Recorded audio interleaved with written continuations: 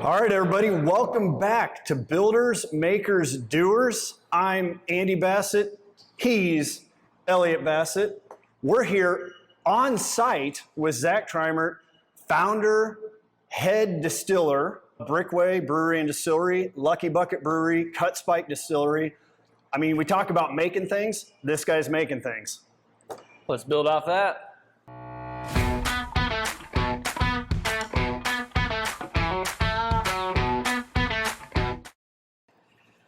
All right, well, welcome to the show, man. Glad to be here. Thanks. This is going to be fun. We are on site.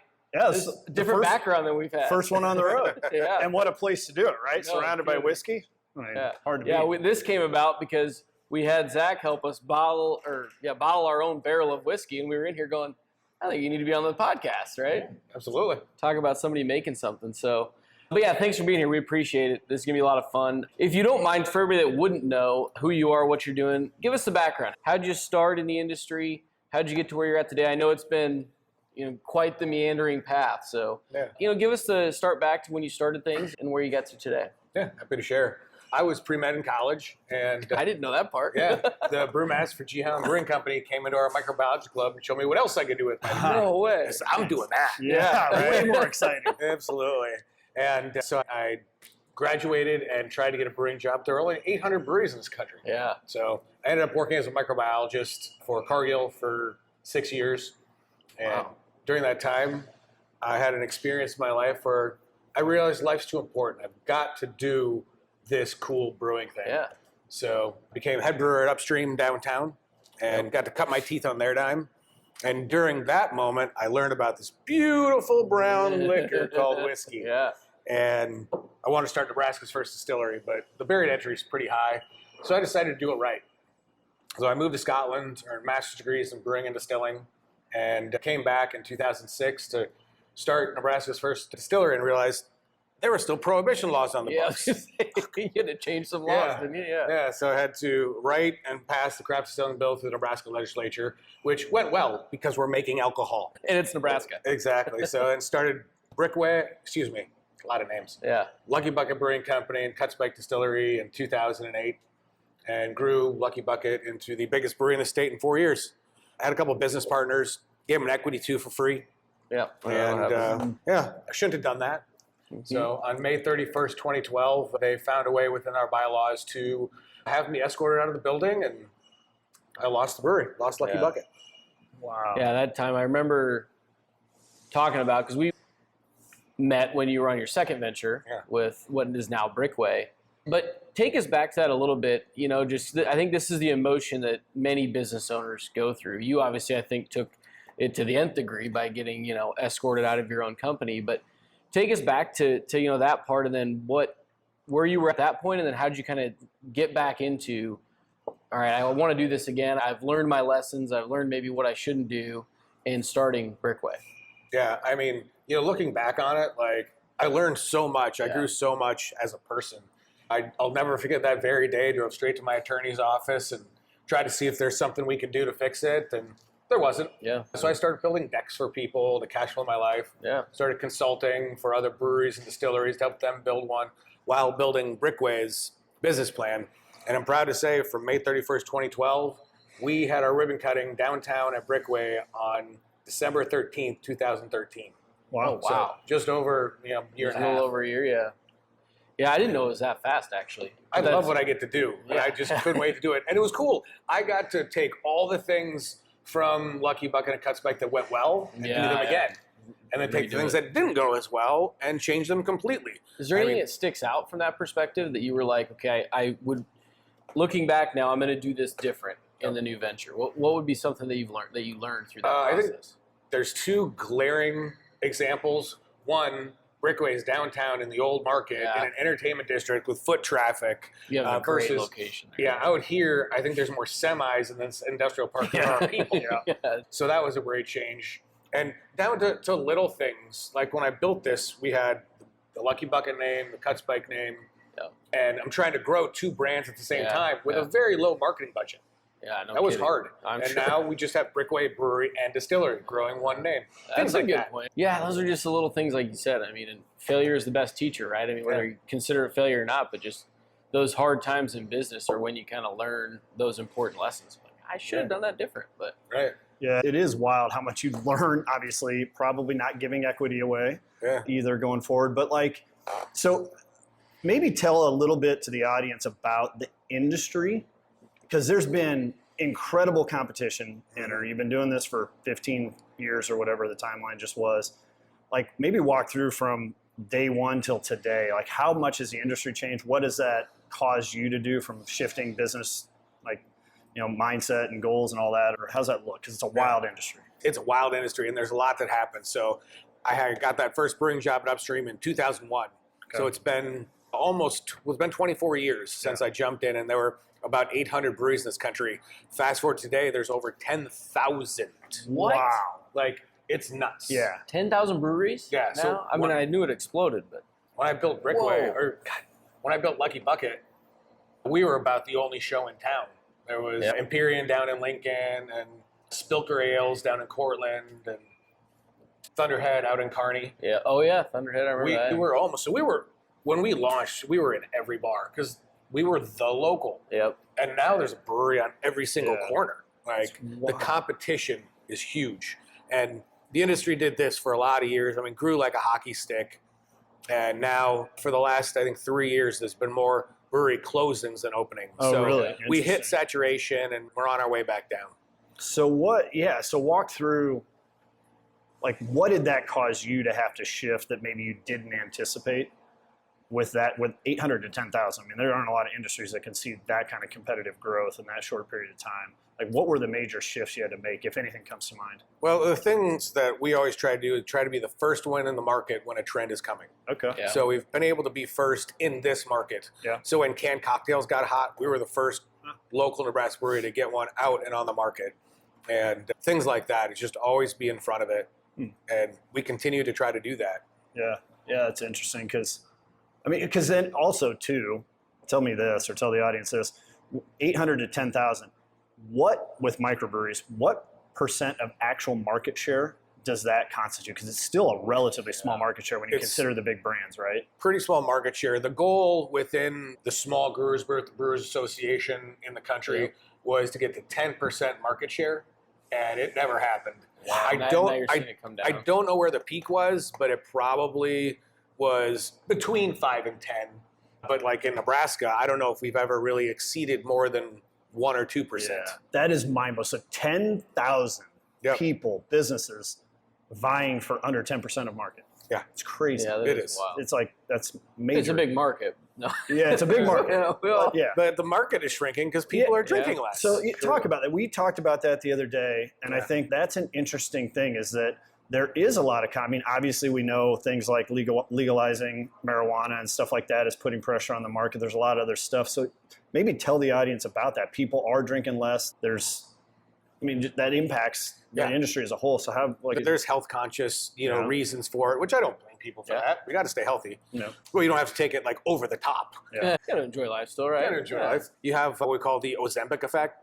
People are on those, what are now considered weight loss drugs. I didn't even think about that, I guess, They work because they make you feel kind of nauseous and you don't want to eat. And you also don't feel like having a cocktail. Yeah, totally. That's wild. So there's a lot of little things all stacked on top of each other that are impacting the market as a whole. I mean, this is global. Yeah. This isn't Omaha. This isn't the United States. This is all going on globally.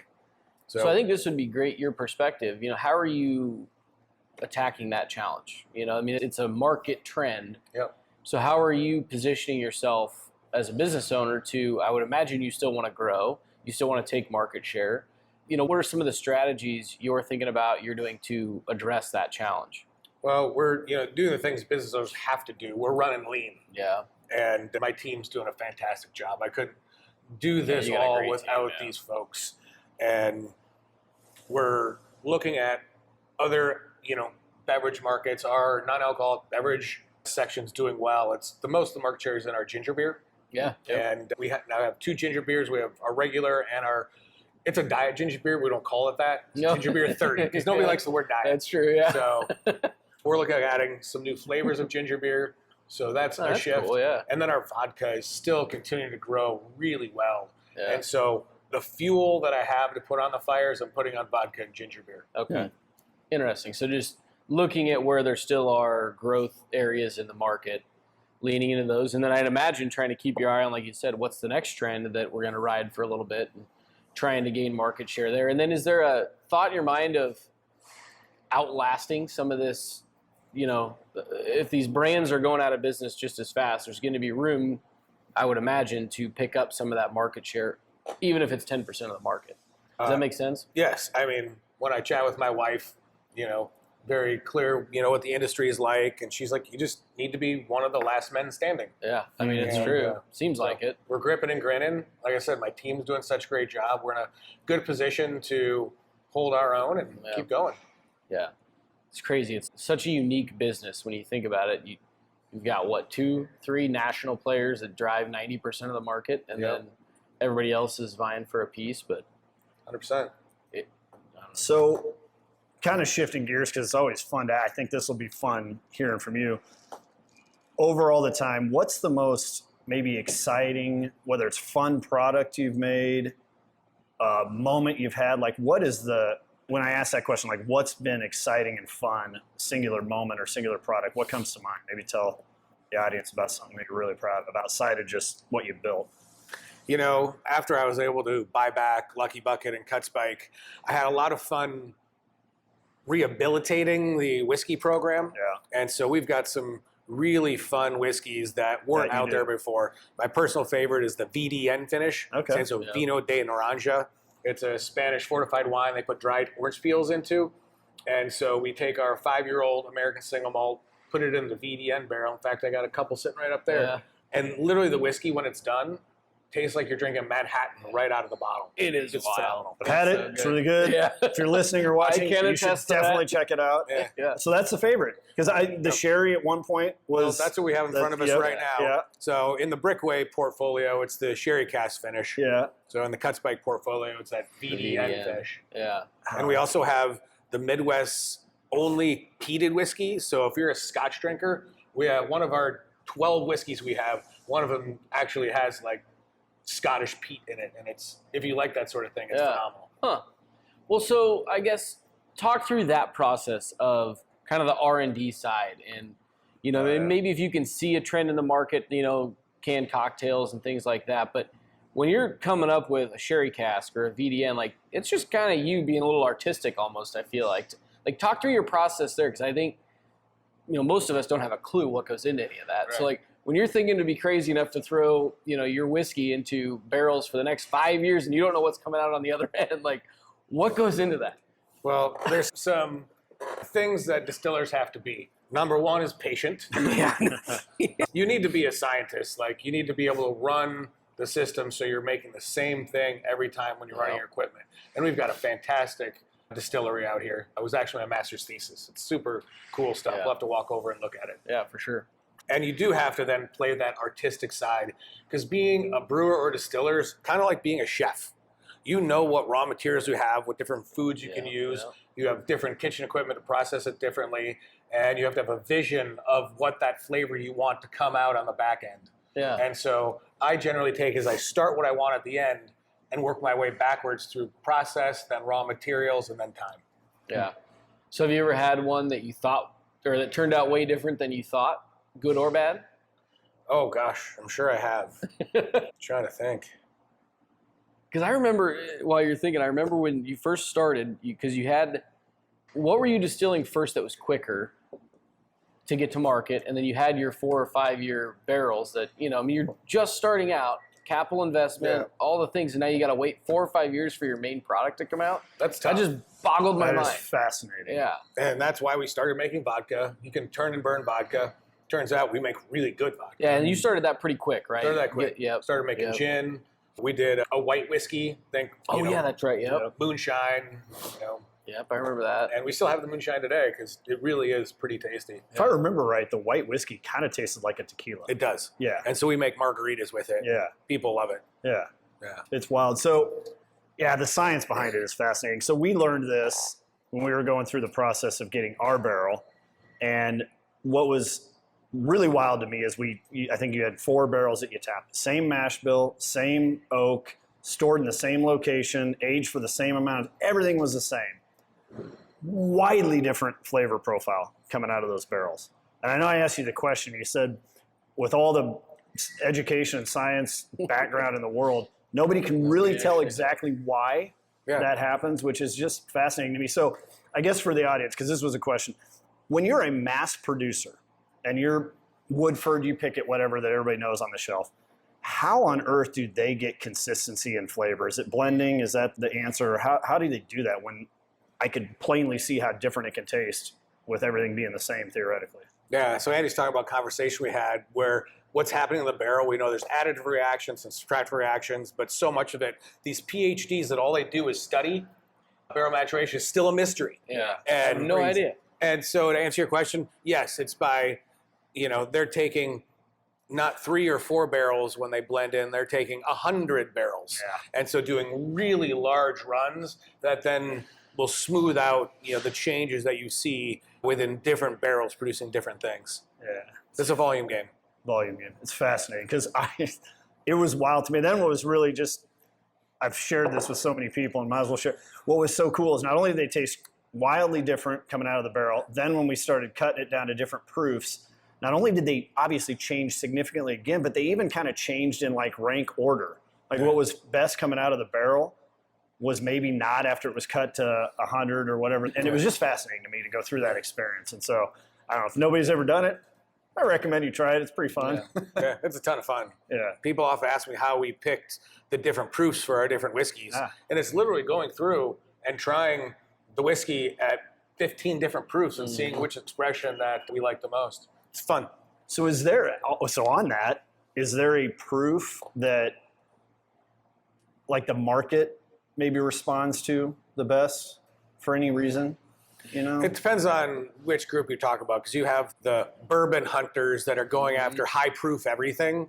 Yeah. And that doesn't mean the whiskey's better if it's higher proof. Yeah. Right. It's often maybe just a little more rare to get. But I can tell you that when Maker's Mark was talking about reducing their proof from, I think, like 86 proof down to 83 proof, the market lost its mind. Really? Yeah. And That's so they had to change their entire business decision that they had already started marketing and just bury it and stay at the 86 Really? proof. When was this? Oh, probably 2 years ago, No maybe kidding. 3. I don't know. Yeah. Time goes so fast. Yeah. Yeah. And we have a That's couple wild. I lost didn't know years that. in there, Right. That's wild, yeah. Just, I suppose people thought it would change flavor or just, And it would have. yeah, sure. totally. But it would have smoothed it out a little. That's at least what I thought the perspective was. But you can get to a point where you lose the flavor almost too when you're going down too much of that particular whiskey. But that was a fun experiment, the process we went through to figure out when we were doing the barrel of what proof do you want it, what tastes the best, and we all ended up on the same one, which was kind of funny because you thought we were talking about a different one, and you're like, you guys are nuts. Remember that? That was funny. Well, that was pretty good. So what we talked about a lot of the challenges you faced over time. You mentioned your people kind of are the glue that hold it together, right? Yep. In the industry, because it seems like anytime we talk about just challenges with any business owner, it's finding, attracting, retaining people is always there. Is that, I mean, how have you felt that to be a challenge? I mean, in the industry, is it an industry-wide challenge? Has it been a challenge for you to kind of get and keep people? Because obviously there's pretty serious skill sets at certain level of, what you need inside this organization. So maybe talk through how you go about attracting and retaining people, if there's any real strategy to it or if it's been a challenge. Well, on the production side of things, we've been really fortunate. My head brewer's been with me for 8 or 9 years now. 2 of my other production guys have been with me since I hired them in 2009. Wow. So we're talking tenured, senior management staff. Yeah, wow. And that's been fantastic. Yeah. The harder retention part is the customer service side within our 2 bars. Yeah. When we're running a bar, staffing consistently with servers and bartenders Not easy. was hard pre-pandemic. It's much harder now because there was this segment of the population that were career servers and bartenders. Yep. And that's the only way they made money. Yeah. And then And we so just they shut were, it down. they were great. And yeah, when you shut it down, they found different work and they never came back. Yep. Mm. So almost all of our service staff are people that this is their second job for, beer money. Yeah. Oh, interesting. Which before it was Could be more a of career. literally a career for folks. Wow, that's And interesting. not to say anything bad about them, but that creates turnover. Yeah, Oh, 100%. Yeah. Yeah, and getting good, consistent experience for customers and all that. And when you're having turnover, it's not easy. Exactly. One of the things that I was curious, this is more maybe specific to your industry, but I've always thought it's odd too, not odd, but difficult would be a challenge. You know, you're going through a distributor to get into a lot of these retail locations. You sell obviously some yourself, but that's, I would imagine, a very small amount of your sales. But how does that process work to get on the shelf of a Hy-Vee or a liquor store or whatever? Because there's now a lot more brands. There's a lot more to pick from. There's now tequila's taken some of the market. You know, it's always changing of what's on the shelf. So how do you battle that, or what goes into that process of actually getting on the shelf at a liquor store or a grocery store or whatever? Yeah, it's pretty cutthroat. So what we're working at is called the 3-tier system. So there's 3 licenses. There's a manufacturer's license. Okay. That's who we are. Yep. Then there's the wholesaler license, which we don't have because we can't. You can only have one of the 3. Oh, okay. So the middle tier is the wholesaler, and the third tier is the bar, grocery store, retailer. Yep. Yeah, and so nobody can hold all those 3. So we sell to the wholesaler. Wholesaler sells to the grocery store. And so there's some responsibility with the wholesaler to help get on the shelf. Yeah. But these wholesalers have 60 different brands that have, you know, 10 different brands apiece. So we're talking 600 products. And so I have to work hard to build my relationship with the wholesalers so they don't forget about us. Yeah. But for sales-wise, I can jump over them and go straight to the grocery store and say, hey, guys, we'd really love you to carry this. And that is successful a lot of the time. What's even more successful is when you go into the grocery store as a private consumer saying, I'd really love Brickway vodka on this shelf. Could you bring it in? When you ask has way more power than when I do because I have an ulterior motive. Yeah. So Interesting. please ask at your old dealer, your local retailer. Well, so is that part of the marketing strategy then? Is, you know, you do a lot of events and you're getting the product in front of the consumer to hopefully say, wow, that's really good. I've never had it before. And then go to their local, you know, grocery store or liquor store and say, hey, have you guys ever thought about carrying this Brickway, you know, whiskey I had the other day or whatever? It's very much a part of, you know, our goals and strategy. Like I said, our marketing budget isn't real big. So we're on the ground, you know, guerrilla marketing right now. Yeah. Oh, totally. And then you guys do a great job of it. You do a bunch of the events in town, and I can imagine that's got to be a big part. But I have never known how that process works. There's a lot of things out of your control, too. You can do your best, I suppose, to build a relationship with the wholesaler. But if, you know, I don't know, somebody else has a better relationship or they just don't feel like promoting your product, you're kind of out of luck, I'd imagine, or something. Yep. So that's kind of wild. I mean, we deal with it in our industry, too, where we're not delivering the end experience to the client because there's an insurance company in the middle or somebody else delivering it. And so it can be difficult to try to get to that end consumer and deliver them a good experience when you're not in charge of the whole thing. 100%. But, yeah, that's wild. So Andy kind of hit on it, but maybe short of when you got escorted out of this place the first time. Well, the only time, I guess. The first time. Yeah, I was going to say. Think back to, you know, what was the next biggest challenge you guys have faced in just even your business career? You know, what was one of the biggest challenges you faced and kind of what did you do to overcome that challenge? Boy. I mean, just managing cash flow when we're spending money on raw materials, label the barrels and then letting it sit for 5 years. It's a lot of capital tied up. It's a lot of capital tied up. It's a big number on what we have tied up in these oak barrels that are maturing. And which is a lot of if we don't make it, we'll never have it to sell.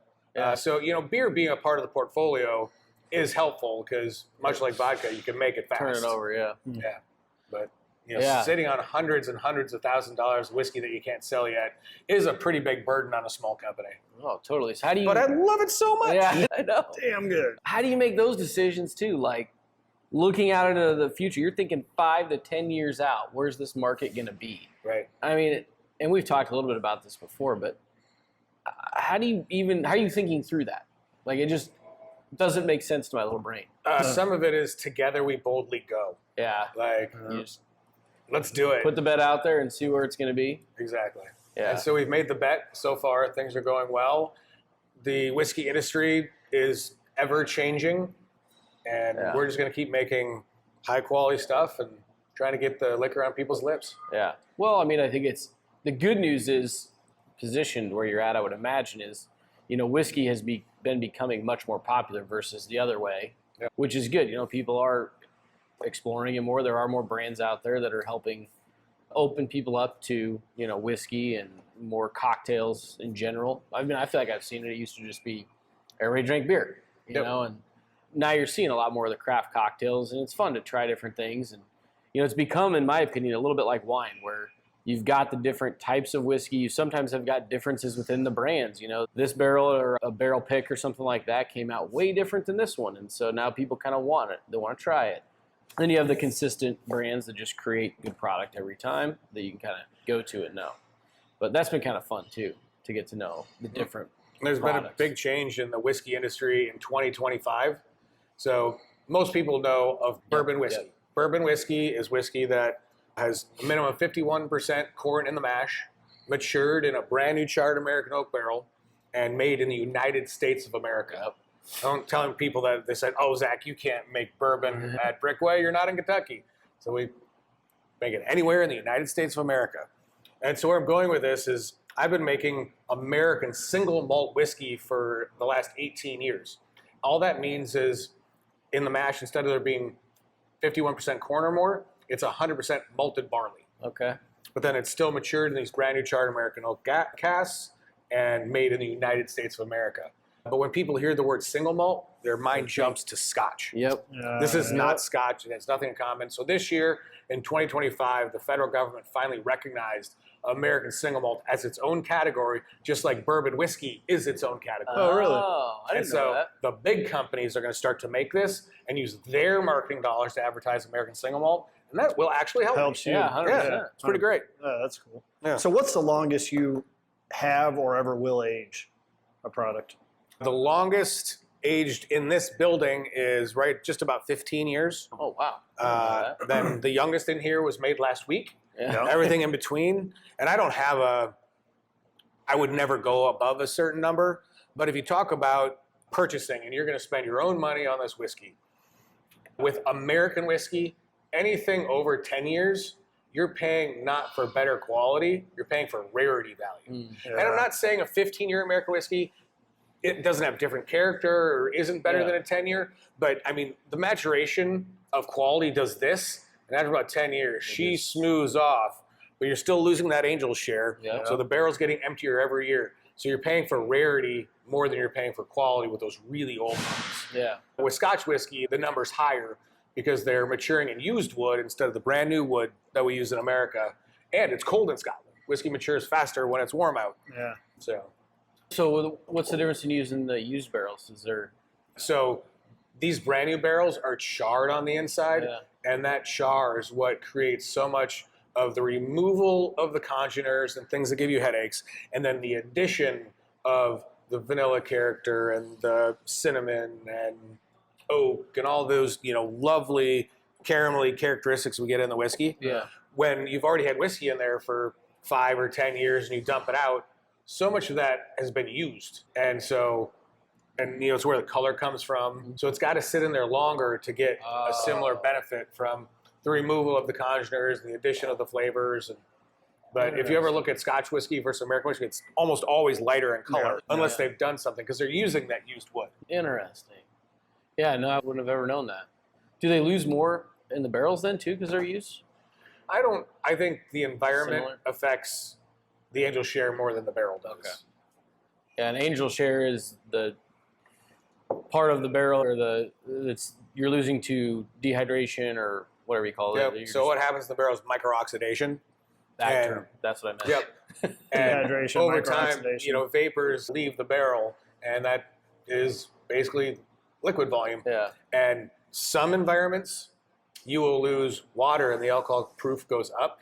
Some you will lose alcohol and the alcohol proof goes down. Whoa. Our environment here in Nebraska, it stays the same. I put it in at 120 proof. 5 years later, it's still at 120 proof, but I've lost 3% of the volume every single year. Whoa. So what about our environment causes do you know why the proof doesn't? I think it's pretty temperate, and we do also mature our barrels indoors. Yeah. So while Climate control, the I guess. temperature fluctuates about 40 degrees throughout the year in here, Oh, it it's does. still mostly temperature controlled. Okay.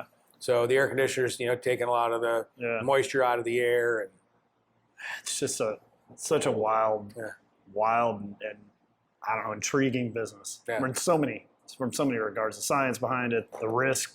There's a lot of risk, specifically the aging and the cash flow. I mean, it's very different than a lot of businesses, for sure. But you've had incredible success, and it's been fun to watch. Well, thank you. Where do you see it going the next? Yeah, that was actually going to be 5, my 10 question. years?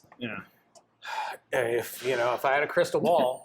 No, we all wish we had one of those. Exactly. The younger generation right now is drinking less, and what is the generation going to do after that?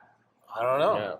Yeah. And I know that we're just going to keep focused on making kick-ass beverages and marketing ourselves to as many people as we can and seeing where things go. As an entrepreneur, you have to stay positive. Yeah. Oh, yeah. If you're not optimistic, you're going to drive yourself crazy. Yeah. And so we remain optimistic, and I think for good reason. Well, I think, that's a good point to wrap up on or conversation. I think as an entrepreneur, you have to have that general sense of, I can figure it out. Yeah. And I think that's why part of the reason we all got into entrepreneurship is you have that ability to think through a problem, come up with a solution, and do that over and over, because that's all business is. Some new problem comes up and, where's the market going? How do I address this now? And you're able to solve for it, whether it's marketing to new customers, getting into a new line, determining what the next trend is. But as long as you can consistently do that, your business is going to be fine. The minute that you start to look at it and go, I don't know the answer to this, or I don't think I can solve for this or whatever, then you're going to be taken over it. It's not going to look so good. But how do you think about that? Is that more your perspective? Is hey, this is going to continue to change. This is going to continue to evolve, and we're just going to respond and try to be as proactive as we can and continue to make good products. I mean, is that basically your approach? Yeah, there's no doubt it's going to continue to evolve. Yeah. Where or how it evolves, I don't know. But people will always want beverages of some type. Yeah. And our factory here is designed to make beverages, alcoholic and non-alcoholic. Yeah. So here we go. I mean, I'd love to start canning, sparkling water, but I just can't get margin on that. It sells too inexpensively. You need to have a huge volume. But my mind is open to everything. Yeah. So is there any that you can share, or maybe there isn't, but is there any new product in your mind? Well, we've developed 4 new THC-derived products. Okay. And now with what happened in the Farm Bill, looks like that's not going to be a business plan that's going to happen anytime soon. Yep. Now, in time, it'll change. Yeah. Yep. But when? I don't know. Yeah. But I can tell you that when it does, we're ready to go. Okay. Huh. Interesting. Yeah. Very cool. Well, I think as we do wrap up, for everybody watching, the one thing that is clear that has driven your success with all the things we just talked about that have been pretty big bumps in the road is you're really passionate about what you do, which is cool. We don't all have the luxury of being able to make beer or whiskey or vodka or whatever, but whatever it is we do every day, if we can bring that kind of passion into our business, we're all going to be successful to varying degrees, because at the end of the day, that's what's driven you. And it's been fun to watch, man. You've had an incredible run thus far, and I imagine it's going to continue long into the future, and we'll keep drinking it. Appreciate that. I'm not doing the dry January thing, so all good. Don't do that. It's simple. That was fun, man. Appreciate it. Awesome. This is great. Very Appreciate good. the time, Yeah, man. cheers. Yeah, good to see you. Good to see Cheers. you. Cheers.